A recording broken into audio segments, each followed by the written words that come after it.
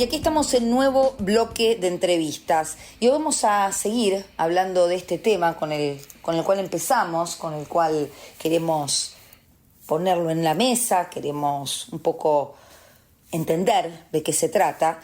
Y vamos a hablar entonces con Violeta Pérez Bromberg. Ella es médica especialista en psiquiatría por la Universidad de Buenos Aires, es miembro fundadora de Materna ONG, que tiene que ver con salud mental perinatal, es miembro de la comisión directiva del capítulo de salud mental y psiquiatría perinatal de APSA, la Asociación de Psiquiatras de Argentina, y también es miembro en la coordinación de los capítulos de salud mental de las mujeres, también por APSA, y psiquiatría de enlace y psicosomática. Es supervisora clínica interdisciplinaria en salud mental perinatal, consultora externa de equipo interdisciplinario de perinatología del Hospital Bernardino Rivadavia en la ciudad de Buenos Aires, es formadora de la herramienta MHGAP, que ya en algún momento nos va también a contar de qué se trata, para docentes de diversos cursos y posgrados de salud mental perinatal, y tiene también una formación como psiquiatra en todos estos temas de los cuales vamos a tratar de ir a lo largo de esta entrevista de mañana desarrollando. Vamos a darle entonces los buenos días a Violeta, agradeciendo este contacto. Muy buenos días, Violeta, y gracias por tener esta presencia siempre disponible cada vez que te citamos. Buenos días, Vanessa. Gracias a vos y un honor poder estar acá y compartir en este espacio para la comunidad de difusión y de información. Exacto, y ahí me das pie, Violeta, porque como siempre cuando planteamos temas que tienen que ver con bienestar o con salud mental pensamos que la manera de generar conciencia es entender.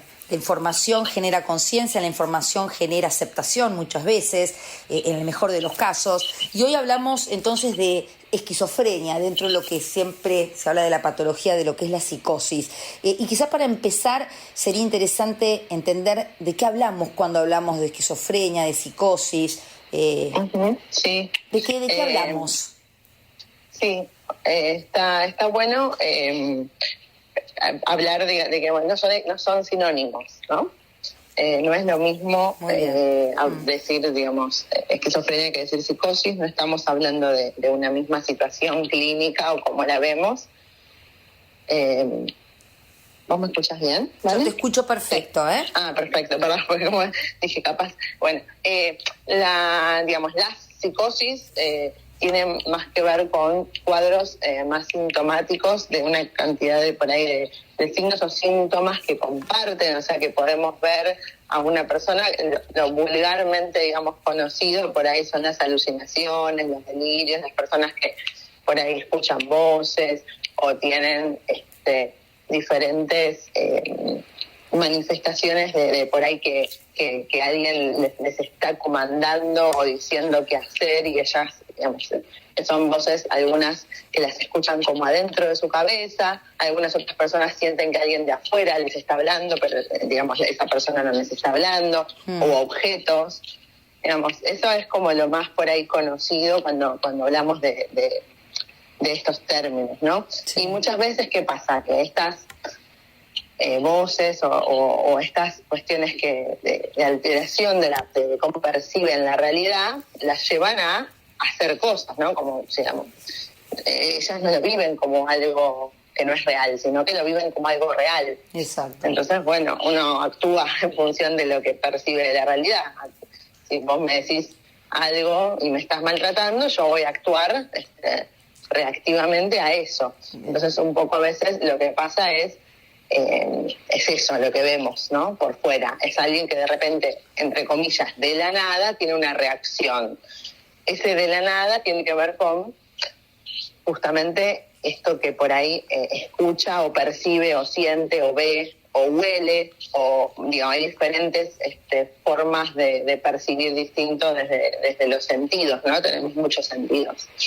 Ese es como lo más conocido o visible por ahí de la psicosis en general, que tienen que ver, digamos, con una alteración del criterio de realidad. Todos vemos la realidad y la entendemos de algún lugar más o menos común. Bien. Las personas que tienen estos problemas de salud mental, les pasa que perciben una realidad diferente, la decodifican de manera diferente. Bien, eso, porque, sí.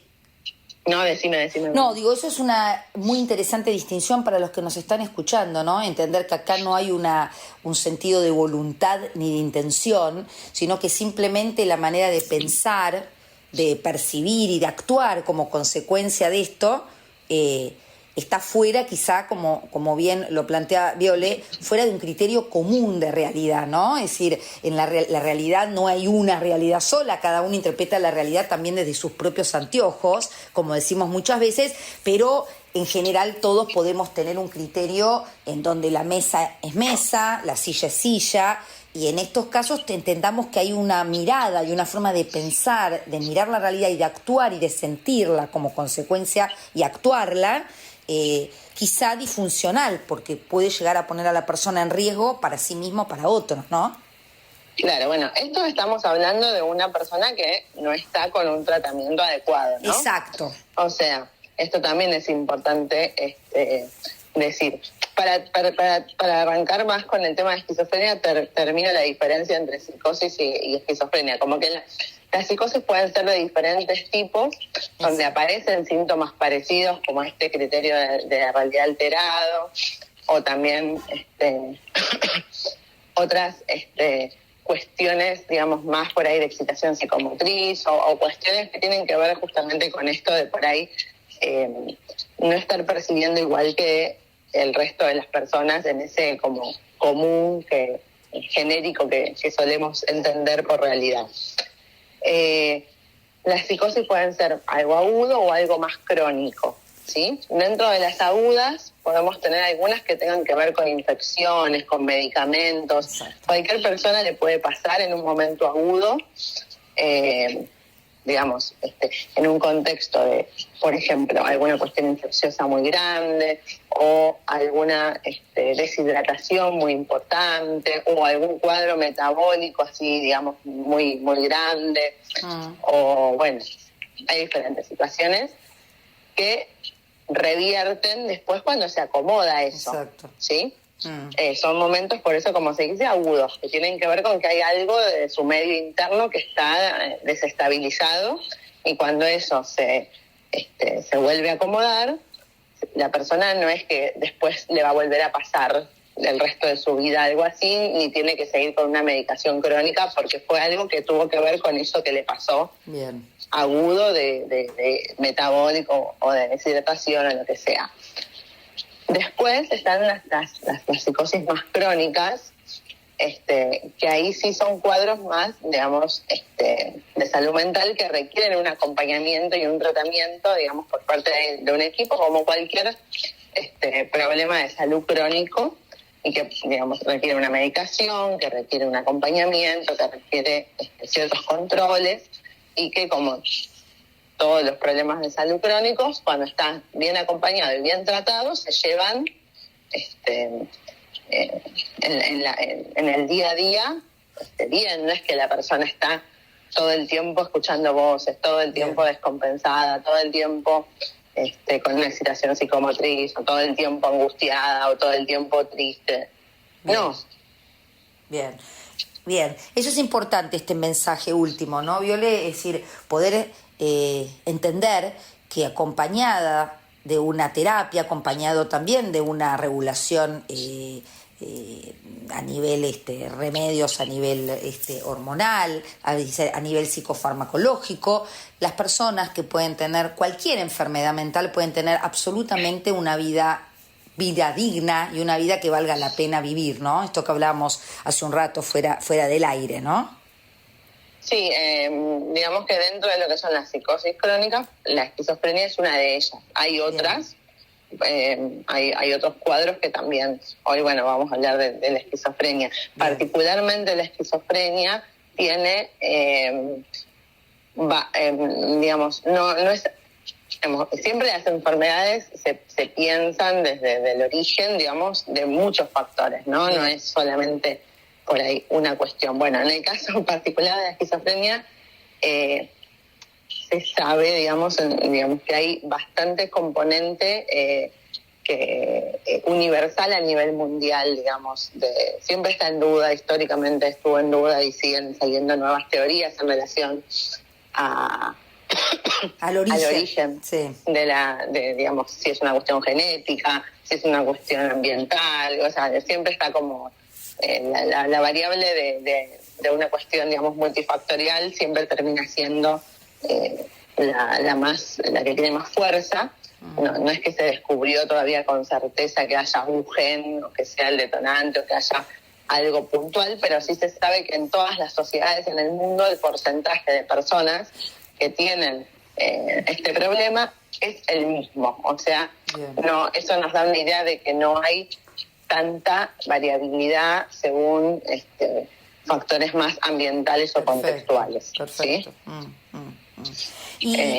Y entonces, para entender la esquizofrenia específicamente dentro de lo que sería este cuadro más general, paraguas de la psicosis, ¿qué sería la esquizofrenia dentro de esto? ¿Qué particularidad tendría? Bueno, es un tipo de lo que sería una psicosis crónica, como decía, o sea, es un problema que aparece en un momento de la vida, muchas veces por un detonante, como algo que acelera un poco la aparición de los síntomas, a veces, digamos, relacionado con una situación de mucho estrés, a veces con una situación de consumo, a veces con una situación de mucha exigencia. O sea, no es un culpable, o sea, nadie, no es que eso sea lo culpable, porque hay un montón de personas que pasan por esas situaciones y no les pasa. Bien. ¿Se entiende? Pero muchas veces hay como un gatillo o algo que cuando la persona está muy estresada o algo, se aparecen los síntomas y se desencadena, como pasa con otras situaciones en medicina, ¿no? Qué sé yo, por ejemplo, con muchas veces, por ejemplo, con el hipotiroidismo, con cuestiones o de la hipertensión o lo que sea, cuando a veces desencadenan en un contexto de mucho estrés, por ejemplo. Entonces, en general eso es en una edad cercana entre la adolescencia y la adultez joven. Bien.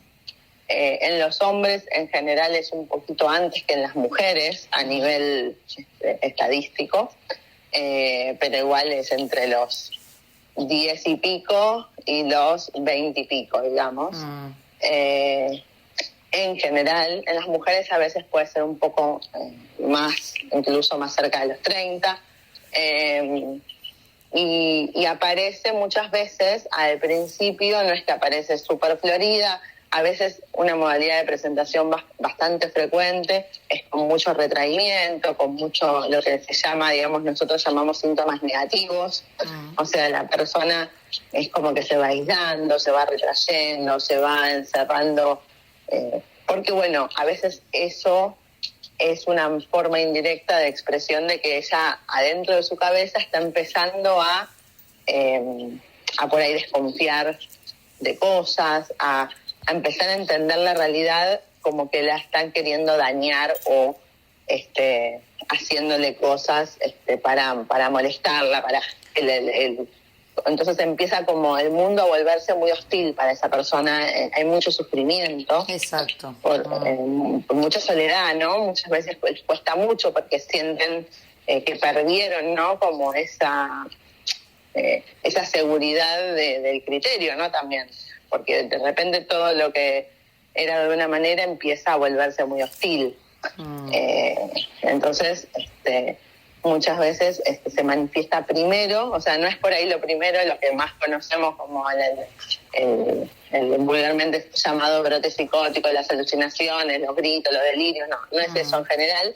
Los pródromos, como los llamamos, o los primeros manifestaciones de esto, tiene más que ver con aislamiento, con mucho retraimiento, con dejar de por ahí asistir a espacios sociales, estar mucho en su pieza, en soledad, que obviamente se confunde a veces esto cuando aparece en la adolescencia, porque obviamente hay que aclarar que esto también hay muchos adolescentes se encierran más, ya sabemos. Exacto. Todo eso, ¿no? Sí, esto que dijiste...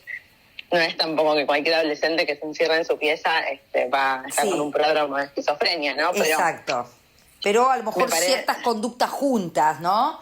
ciertas... Sí, y por ahí esta cuestión como más de la desconfianza, del hablar poco, del tampoco salir con amigos, como porque bueno, el adolescente en la casa por ahí no tiene ni ganas de estar con la familia, Exacto. pero sí sale con amigos, sigue yendo a sus actividades, muchas veces empieza también a ver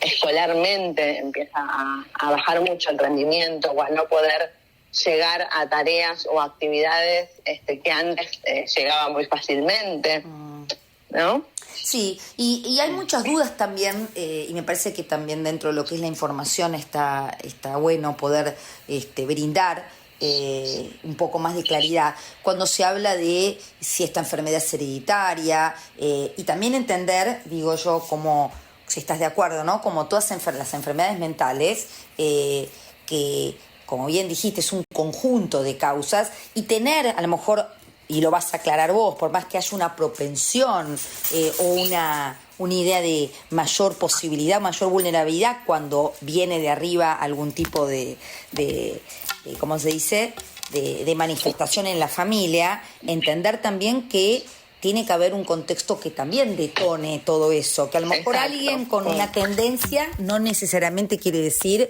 que la persona es hereditaria y lo va a tener, sino que hereditaria todavía tiene... Sí. No, como les decía, todavía no es que haya una certeza, hay muchas hipótesis y teorías que van adquiriendo a lo largo de la historia diferente peso en relación al origen.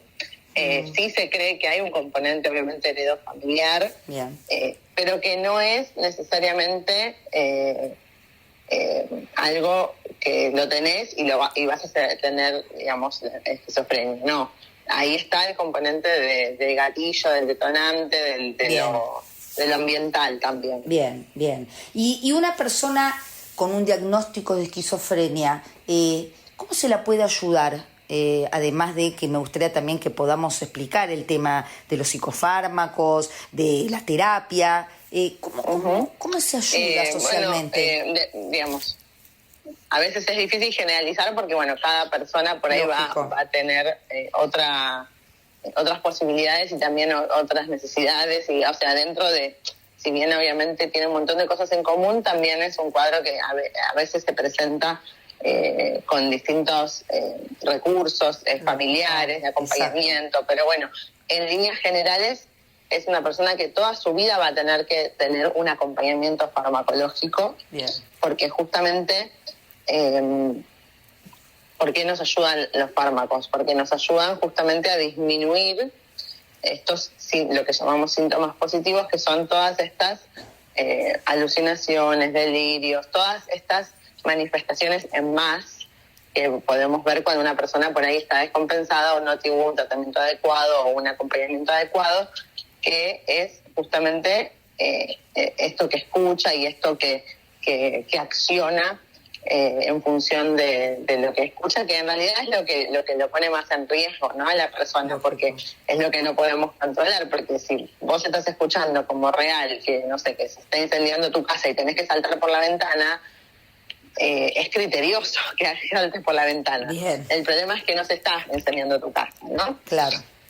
Entonces, eso es importante. Poder, ¿no?, trabajar desde lo farmacológico, que tenemos la posibilidad para que eso no le aparezca como una realidad. Bien. Para que podamos empezar a bajar esos síntomas, que sean lo mínimo posible, por un lado, pero por otro lado el gran desafío es que tampoco la persona esté aplastada, ¿no?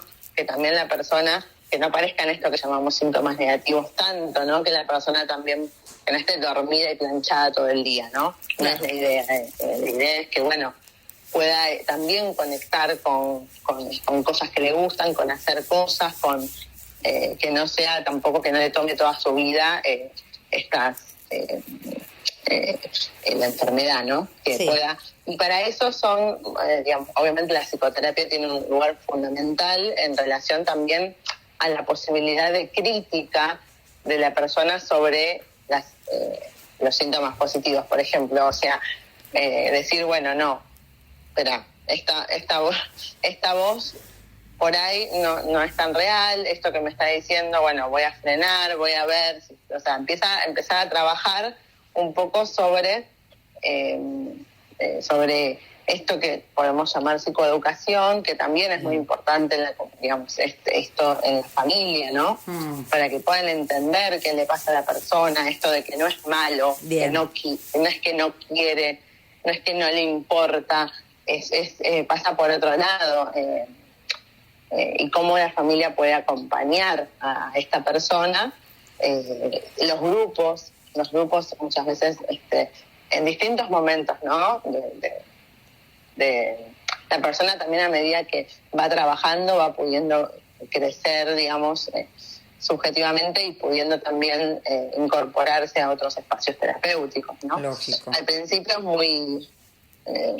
suele ser un diagnóstico muy difícil de sobrellevar, tanto personal como familiarmente, porque bueno, es una persona que venía, digamos, pudiendo hacer y teniendo como una vida por ahí de mucho desarrollo, y en un momento como es la adolescencia, la adultez temprana, de repente aparece esto que suele ser muy difícil en un inicio, sobre todo, porque bueno, pone en duda un poco la realidad, ¿no? Sí. Y eso no deja de ser, desde lo simbólico, muy, muy complejo para la persona, para la familia, para los amigos, ¿no?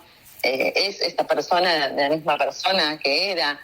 Bueno, todo eso es para trabajar, ¿no? Sí, porque... esto que decís, ¿no? Como esta escisión de la realidad, ¿no? Y quizá esta flexibilidad que permite entender que lo que estoy escuchando, quizá no tanto viendo, ¿no? Porque convengamos que este tipo de alucinaciones visuales son más de Hollywood que de la realidad, ¿no? Es decir, no es tan común los casos de alucinaciones visuales, son más las auditivas, ¿no? Pero de alguna manera el poder entender que eso que estoy vivenciando puede no tener que ver con la realidad, ¿no? Es casi como con los pensamientos, cuando a veces entramos en estos bucles mentales de pensar de una manera, y con algún tipo de psicoeducación y de tratamiento podemos entender que son solo pensamientos, que no es la realidad. Bueno, acá sería algo parecido, más complejo, ¿no? Pero... Sí, o sea, con mucho para trabajar, obviamente, para trabajar también en el vínculo de confianza, ¿no? Con el terapeuta y también con el psiquiatra.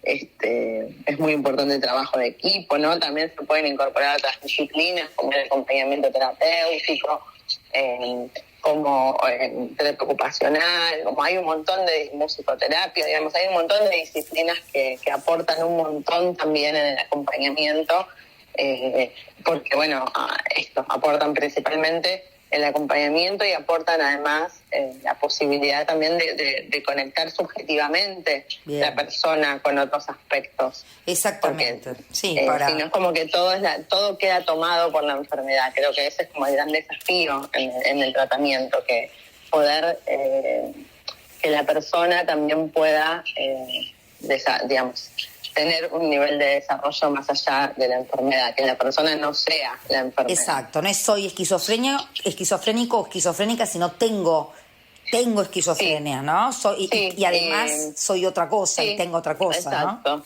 Y bueno, ese es un desafío muy grande, porque como les decía, el inicio es tan abrupto y tan, o sea, más allá de los pródromos en general, el momento es bastante abrupto y caótico y muy difícil de entender familiar y personalmente todo eso que está pasando, que después es difícil también volver a reconstruir o a volver a posicionarse en un lugar de, bueno, ¿quién soy, no? Exacto. ¿Qué quiero? ¿Qué me gusta? ¿Qué puedo, no? Que te dejen, ¿no? Que vuelvan a confiar como en vos, ¿no? Por decirlo de una manera. Pero bueno, también es un desafío como sociedad de entender esto, ¿no? Entender que el diagnóstico no es un rótulo que hable de la persona o de lo que pueda, que hay muchas personas que lo transitan de diferentes maneras, y también la actividad física y la alimentación, como en cualquier problema de salud, cumplen un rol fundamental, o sea, sobre todo porque, bueno, como decíamos, son personas que van a tener que tomar medicación toda la vida y muchas de estas medicaciones traen como efectos adversos algunas cuestiones metabólicas. Exacto. Por cuestiones que cada vez se tratan de mejorar lo más posible, pero todavía es una deuda, digamos, de algunos psicofármacos en los efectos adversos metabólicos, sobre todo en dosis muy altas, ¿no? Lógico. Entonces,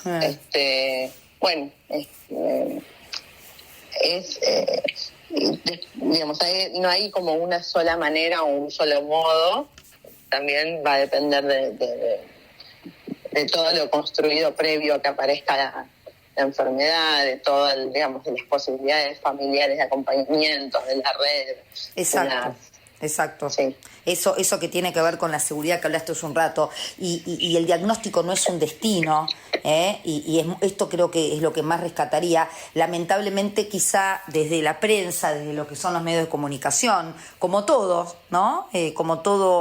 Como toda profesión, como toda situación social, con los pros y los contras, a veces se realzan ciertas situaciones porque tienen prensa, porque venden, sobre todo casos que últimamente escuchamos, en donde se genera esta imagen social de la psicosis, de la esquizofrenia, como algo, como un ser peligroso, y por eso me parece que estos espacios son importantes, ¿no? Se muestra a alguien que porque tuvo algo relacionado, y hasta se explica de esta manera, con la psicosis o con la esquizofrenia, puede llegar a matar a toda la familia, y me parece que estos mensajes... Igual, la última situación, digamos, de Villa Crespo no fue una persona con esquizofrenia, no era ese el diagnóstico, era otro tipo de trastorno.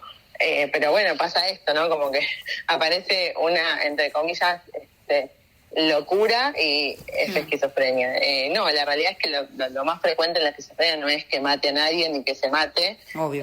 Hay otras situaciones, incluso en salud mental, que es mucho más frecuente lastimar, dañar y matar a otra persona, como son las caracteropatías, o sea, los trastornos de la personalidad graves. Bien. Eso es mucho más frecuente hacer daño que en una esquizofrenia. Lógico. Y eso también es importante saberlo porque, bueno, son trastornos mucho más camuflados y frecuentes, mucho más frecuentes en la sociedad. Bien. Pero bueno, sí, hay como un temor social, entre comillas, a la locura, a esto de, tal vez, digamos, esté infundido, digamos, en este inicio tan abrupto que puede tener estos cuadros y tan florido con tantas manifestaciones voluptuosas y escandalosas que hacen que la sociedad se asuste, la familia se asuste, la persona se asuste. Es entendible, pero bueno, hay un montón de otras situaciones que son mucho más silenciosas y mucho más dañinas y mucho más graves, ¿no? En general, en lo que es salud mental, las personas que tienen esquizofrenia consultan porque se sienten mal y consultan, y hay otras situaciones donde por ahí la consulta llega de manera mucho más tardía y con mucha menos adherencia, ¿no? A seguir un tratamiento que es necesario. Totalmente. Y desde este lugar entonces podemos llevar información, podemos sugerir, obviamente, que se acompañe, que se investigue, que no se deje solo, y sobre todo que no se termine juzgando, ¿no? Ni interfamiliar ni socialmente. Entender, como decíamos en algún momento, como dijo Violeta también, que no somos la enfermedad ni un diagnóstico, y que vale y que podemos tener además una vida digna, entendiendo y teniendo responsabilidad de lo que implica este tipo de enfermedades mentales que requieren acompañamiento, requieren psicofármacos, requieren terapia, pero que además de esto hay una vida valiosa que todos podemos disfrutar y que tenemos una responsabilidad, como dijimos entonces, como sociedad, para no entrar en discriminar, en apartar, en no incluir a quienes puedan tener estas condiciones diferentes, ¿no? Así es. Así que vamos a agradecer este contacto de mañana con vos, Violeta. Muchísimas gracias, y bueno, te vamos a mantener ahí cerquita para cualquier otra duda que pueda surgir, también para esto, ¿no? Para informar y generar conciencia. Muchísimas gracias por tu participación y que tengas muy lindo resto de fin de semana. Gracias a vos y un abrazo grande, Vanessa. Muchísimas gracias. Estuvimos Gracias. entonces hablando con Violeta Pérez Bromberg, ella es médica psiquiatra y transitamos esta entrevista para entender de qué hablamos cuando hablamos de esquizofrenia.